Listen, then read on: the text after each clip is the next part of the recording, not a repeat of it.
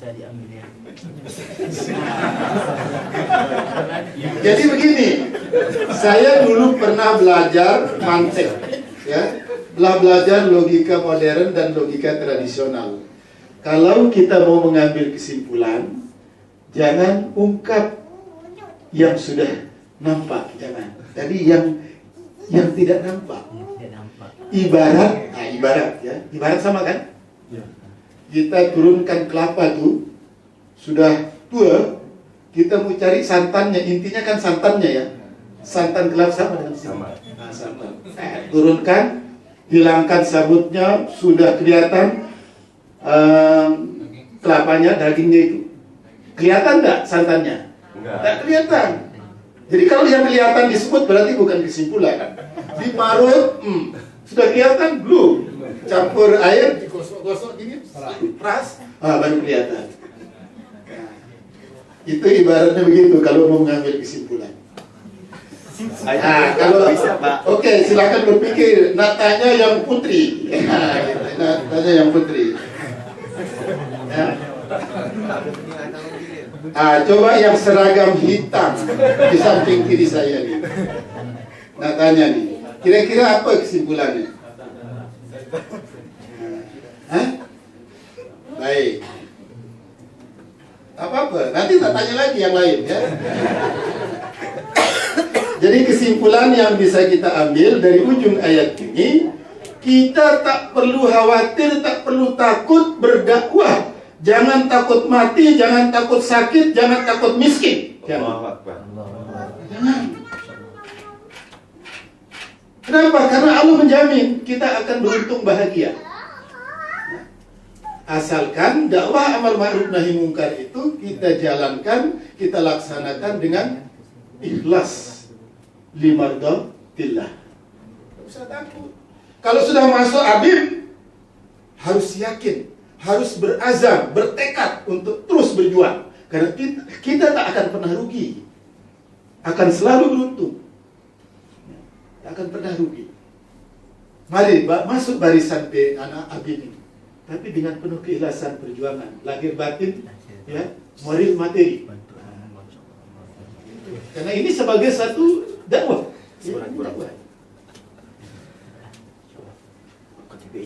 Nah, kalau kita bicara tadi tentang hukum dakwah, nah ya, hukum dakwah, kalau hukumnya wajib, sesuatu yang wajib kalau tidak dilaksanakan, akibatnya apa? Ini masih yang seragam hitam. Apa akibatnya? Berdosa. Berdosa kita. Siapa yang mau berdosa? Ada. Mau berdosa enggak? Saya tak mau. Gitu kan? Berdosa. Tetapi bukan saja berdosa. Ayat ini dijelaskan oleh ayat yang lain. Nah, makanya kita perlu memahami Quran dengan Quran. Silahkan baca, silahkan tengok surat Al-Anfal ayat 25. Coba tolong aku dibacakan surat Al-Anfal ayat 25. Hafiz, Ustaz Hafiz. Ustaz Hafiz. Al-Anfal. Bismillahirrahmanirrahim. Wattaqu fitnatan la tusibanna alladzina zalamu minkum khaffah wa'lamu anna Allaha syadidul iqab. Syukran jazilan. Syukran kasih ya. Nah, kalau tadi secara umum kita bisa mafhum bahwa kewajiban kalau tidak dilaksanakan berdosa. Tetapi ayat tadi menjelaskan, wattaqu fitnatan la tusibanna allazina zalamu minkum khassah wa'lamu annallaha shadidul iqab. Waspadalah kau, berhati-hatilah kau terhadap fitnah yang merajalela di sekitar kehidupan kamu. Kalau kamu tidak waspada, maka cepat atau lambat azabku tidak hanya kutimpakan kepada orang yang berbuat fitnah, tapi orang yang mendiamkan fitnah, ya, yang tidak mewaspadai fitnah itu juga akan kena azabku. Ayat ini ditafsirkan dengan hadis Nabi kita, Nabi besar Muhammad SAW, riwayat Abu Daud. Apa yang dimaksud oleh Allah dalam ayat ini? Amarul mu'minina alla yaqtarul munkara baina zaharanihim wa ya'amuhumullahu bil azab. Agar kita jangan bersikap qarra. Qarra itu fasik, tak mau peduli. Nah, itu. Terhadap kemungkaran yang merajalela di sekitar kita, kalau kita diamkan kemungkaran itu, maka cepat atau lambat azab pun tidak hanya kutimpakan kepada orang yang berbuat mungkar secara khusus, tetapi orang yang mendiamkan kemungkaran juga akan kena azab pula. Nah, ini persoalan. Ini persoalan. Sekarang banyak orang senang, bahagia, tertawa melihat orang berbuat mungkar. Tapi karena imannya tidak mengetuk hatinya bahwa itu suatu kemungkaran yang harus kita adakan perubahan. Itu sebabnya di dalam hadis Nabi riwayat Muslim, man ra'a minkum munkaran. Nah, siapa di antara kamu melihat atau memahami ada perbuatan mungkar, fal yughayyirhu biyadihi. Adakan perubahan. Ya, adakan perubahan. Dakwah amar ma'ruf nahi munkar maksudnya, ya. Biyadihi, dengan tangan. Tangan bisa dipahami dari dua aspek. Tangan dalam makna teks juga boleh. Tangan bermakna power atau kekuasaan. Jadi perlu kita kekuasaan, perlu. Ini sebagai metode dakwah. Ya. Tangan bisa dalam makna tekstual, bukan konteks, teks. Kalau ada orang berkelahi, seru tinju, jangan biarkan, tak boleh itu, harus dipisah. Jangan ayo, jangan. Ya, tak boleh. Ini makna yang sempit. Tapi makna yang dalam, yadun di mana power, kekuasaan. Apa bahasa kita di sini? Kekuasaan. Ya, power ya, kekuasaan. Ya. Pemerintah, ya kan? Pemerintah itu kan power. Makanya kita ini sebenarnya perlu duduk di pemerintahan. Ya. Kalau orang-orang berjiwa dakwah Islam amar ma'ruf nahi munkar memegang roda pemerintahan, ya, negara itu akan aman damai. Negara akan aman damai. Tapi celakanya, ya, kalau pemerintah penguasa tidak punya semangat dakwah amar ma'ruf nahi munkar, ini sangat berbahaya. Berbahaya. Kalau kita tidak punya kekuasaan, fabilisanihi, dengan lisan, komunikasi, berdialog, bermusyawarah, untuk mencari jalan keluar dari kemungkaran. Kalau juga kita fa'ilam yastati, fabi qalbihi, dengan hati. Bagaimana mengingatkan orang berdakwah amar ma'ruf dengan hati? Ya? Kira-kira bagaimana? Ini ustaz-ustaz kita yang muda-muda. Bagaimana berdakwah dengan hati? Wazalika atau aful iman, tapi itu termasuk lemah iman. Tapi tetap yang namanya hati harus fungsional dalam berdakwah. Nah, maksudnya dengan hati kita tak boleh membenci orang yang berbuat mungkar. Prihatin boleh, kasihan boleh, prihatin boleh. Wah, sayang sekali dia berbuat mungkar, kasihan dia, ya, boleh. Kita sedih boleh melihat orang berbuat mungkar, tapi tak boleh membenci. Ya? Karena sebagai seorang dai mubaligh, penceramah, tak boleh, ya, membenci audien, sasaran dakwah tak boleh. Seperti apapun, ya, tingkat sosialnya, ya, kejahatannya, tak boleh dibenci. Hati harus tetap sayang, cinta. Makanya menjadi seorang mubaligh harus mencintai audien dengan tulus ikhlas. Tak boleh membenci. Walaupun dia menolak dakwah kita. Bukan sekedar menolak, bahkan dia mencaci maki kita. Tak boleh dibenci. Tapi di balik kesucian batin hati kita itu, kita berdoa kepada Allah. Ya Allah, berilah petunjuk kepada saudara saya kepada jalan yang benar. Kita berdoa, doakan dia supaya diberi hidayah oleh Allah Subhanahu wa taala. Nah, ini pernah dipraktikkan oleh Nabi kita, Nabi besar Muhammad sallallahu alaihi wasallam waktu beliau berdakwah ke Taif, satu desa di pinggiran Makkah itu, ada namanya desa Taif. Besok Nabi mau berangkat ke Taif, akan ditemani oleh Zaid bin Harisah. Zaid itu dulu pembantu Hadam Khadijah. Khadijah meninggal dunia, dia tetap ikut Rasulullah.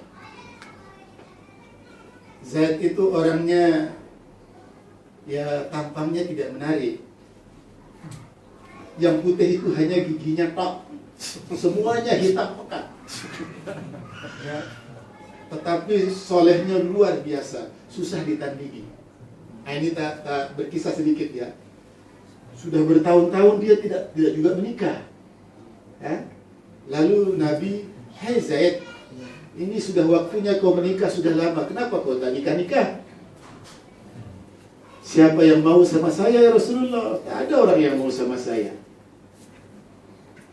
Akhirnya Rasulullah menawari Asma binti Abu Bakar. Asma, adiknya Aisyah. Dan Asma itu sangat hormat kepada Nabi sebagai kakak ipar, ya. Asma, saya nikahkan kamu dengan Zaid. Asma tidak menolak, tidak menerima juga tidak. Ya. Bagaimana saya nikahkan kamu? Dia tidak menganggur dia. Setuju, Pak. Setuju. Sukutun nisa tadulu ala ridho. Diamnya menunjukkan dia ridho. Tapi tidak mesti sebenarnya, ya. Cuma karena malunya saja sama Rasulullah. Lalu dinikah sama Zaid. Tapi setelah sebulan menikah, Zaid itu bertambah sedih. Lalu dia melapor kepada Rasul. Ini sekedar bunga rampai intermezzo ini, ya. Intermezzo ini. Lalu lapor sama Rasulullah. Ada apa dengan kamu Zaid, kok kelihatan sedih? Ya Rasulullah, sejak saya menikah dengan Asma, jangankan tidur bersama, duduk bersanding saja tak mau dengan saya. Apa ya? Iya. Nah, berapa hari berikut Asma dipanggil oleh Rasulullah. Apa benar laporan Zaid? Ya Asma, ya Rasulullah, mengapa saya tak mencintainya ya Rasulullah? Nah, kenapa kemarin kau bilang aku tidak cinta? Jadi bukan salah Rasulullah, ya kan? Bukan salah Rasulullah. Akhirnya Zaid disuruh oleh Rasulullah untuk menceraikan Asma. Nah, apalagi memaksa, ini tidak dipaksa saja, disuruh menceraikan karena sudah tidak bisa bersatu, karena tidak cinta sama sekali. Bisa orang hidup bersama tanpa cinta? Hah? Tidak ada pengalaman. Bisa tak? Pernah mencintai laki-laki? Hah? Pernah tak? Itu tanya nih. Hah? Pernah tak mencintai laki-laki? Mana yang belum nikah nih? Pernah mencintai wanita? Hah? Pernah? Insya Allah pernah. Kalau nak tanya, bagaimana mencintai wanita karena Allah? Nah, ini PR, ini tugas ya. Sebelum mencintai wanita, belajar dulu bagaimana cara mencintai wanita karena Allah. Kalau kita mencintai wanita karena Allah, kita mendapatkan rahmat dari Allah. Tapi kalau tidak mencintai wanita karena Allah, laknat yang turun. Laknat yang turun. Nanti mudah-mudahan suatu saat ada pembahasan bagaimana memilih cinta dalam Islam. Baik, kita lanjutkan. Jadi sebelum Zaid bersama Rasulullah berangkat ke Taif, besok mau berangkat, tetapi antek-antek Abu Jahal, Abu Lahab itu dengar bahwa Nabi mau berangkat ke Taif besok. Kalau begitu, kata Abu Jahal, Abu Lahab, kau berangkat malam ini juga. Kenapa? Biar orang-orang Taif itu mengusir Muhammad. Nah, ada provokatornya sudah dikirim. Nah, besoknya berangkatlah Rasulullah bersama Zaid. Sampai di sana orang-orang Taif itu keluar kampung, di luar kampung menjaga kehadiran Nabi. Begitu Nabi kelihatan, dilempar Belum berdakwah sudah dilempar sampai berlumuran darah itu kaki Nabi. Ya Zaid, tak mungkin kita berdakwah, kita belum bicara saja, belum cakap apa-apa sudah dilempar. Ayo kita balik dengan luka di hati. Ini apa? Luka di lutut. Dalam perjalanan pulang, beliau beristirahat di bawah suatu pohon yang daunnya hampir rontok semua. Ya. Sambil membalut luka di situ, datang Jibril menawarkan jasa. Hei Muhammad, begitu kejamnya, begitu jahatnya orang Taif itu kepadamu. Coba kau mohon kepada Allah, mohon izin. Izin apa?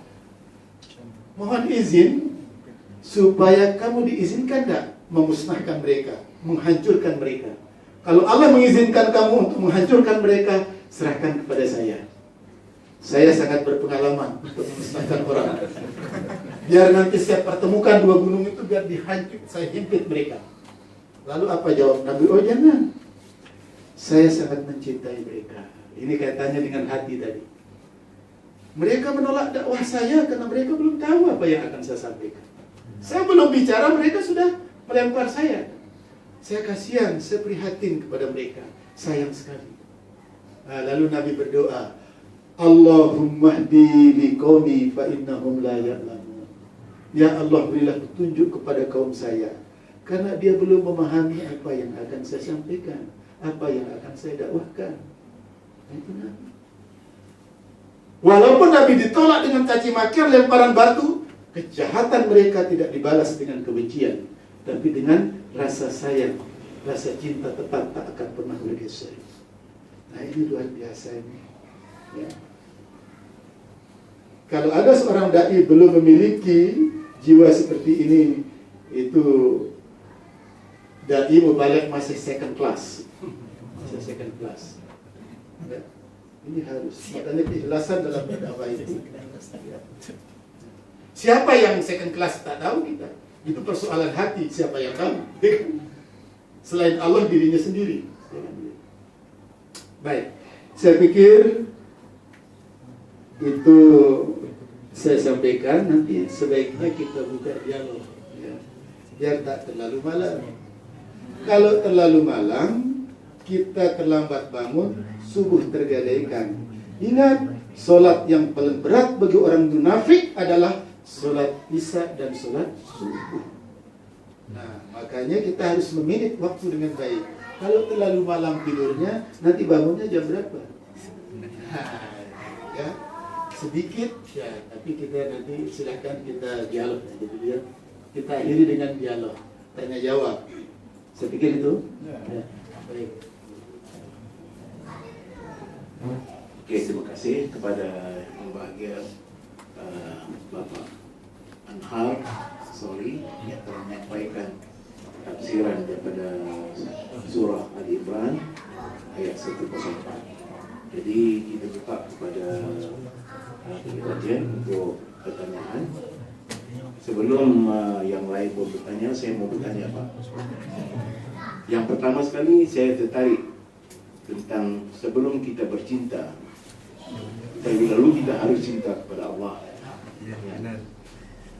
Jadi bukan yang bujang, kita pun bujang juga. Jadi kalau boleh tolong Bapak terangkan, ya.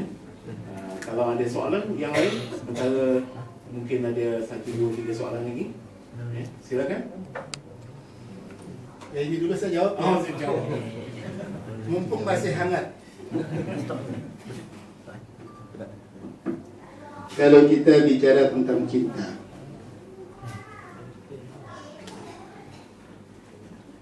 saya nak tanya ini.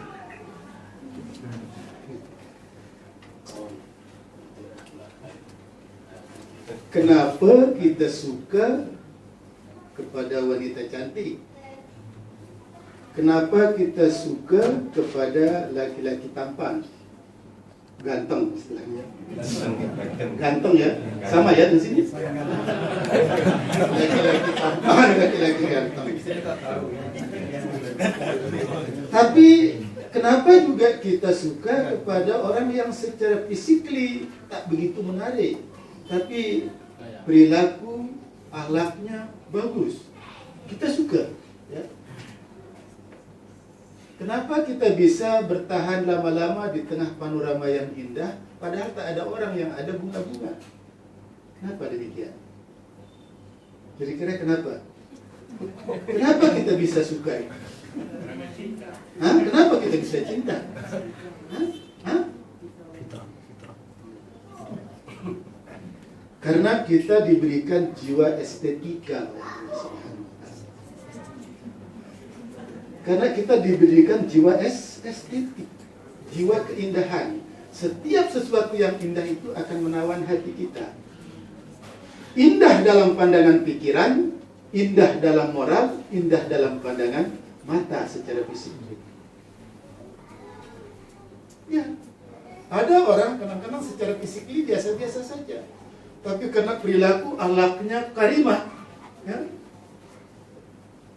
kelemahan kekurangan fisiknya itu bisa ditutupi oleh akhlakul karimahnya, sehingga orang tertarik. Dulu saya hampir ya, tapi tidak jadi. Waktu saya kuliah di Yogyakarta, saya aslinya dari Lombok, Nusa Tenggara Barat, tapi sudah 37 tahun di Jogja. Waktu saya tinggal di satu tempat, di satu rumah,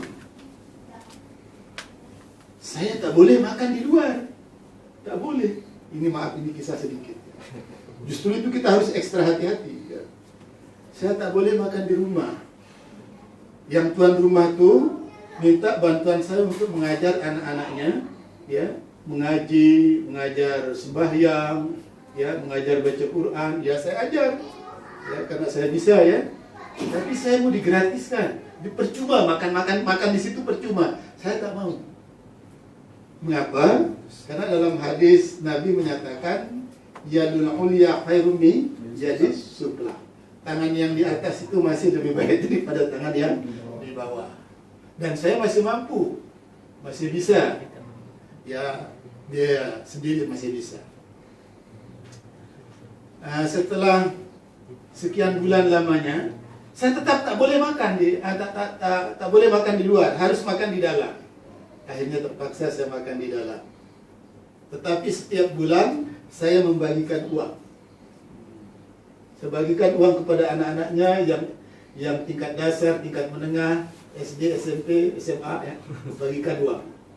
Umpamanya jatah saya sebulan untuk makan, ya, dana hidup sebulan sekian, nah, semuanya saya bagikan.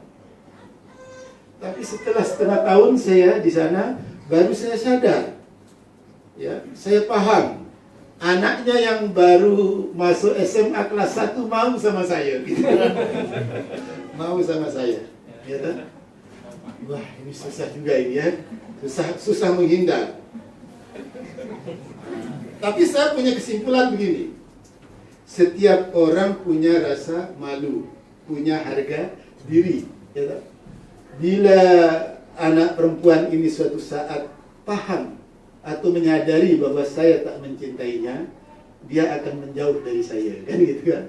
Itu kesimpulan yang saya ambil. Karena setiap orang punya rasa malu, punya harga diri. Dia tetap saya hormati, saya bimbing, dan gitu. Tapi hampir pada saat itu saya terpengaruh dengan budaya Jawa. Ada filsafat Jawa menyatakan witing tresno jalaran seko kulino. Bahasa sini apa itu? Awalnya tak ada rasa cinta, tapi lama-lama karena kebiasaan, perilakunya baik, melayani kita, akan timbul rasa suka, rasa cinta. Hampir-hampir itu. Karena anak ini, ya, sangat patuh kepada saya. Rajin ke masjid, jemaah, ngajinya bagus, akhlaknya mulia, gitu. Sampai pernah saya berdoa, ya Allah, jika Engkau Maha Tahu, ya, jika dia adalah wanita terbaik untuk hamba, pertemukan hamba. Kalau tidak, jauhkan. Karena tidak mesti yang hamba pandang baik menurutmu, ya Allah. Bisa saja wanita cantik itu paling baik menurut kita, tapi belum tentu menurut Allah, belum tentu. Sehingga kita mengadunya kepada Allah, jangan mengadu kepada dukun, ya. Jadi jangan mengadu kepada dukun, mengadu kepada Allah. Nah, kita kembali ke ini bunga rampainya ini intermezzo ya.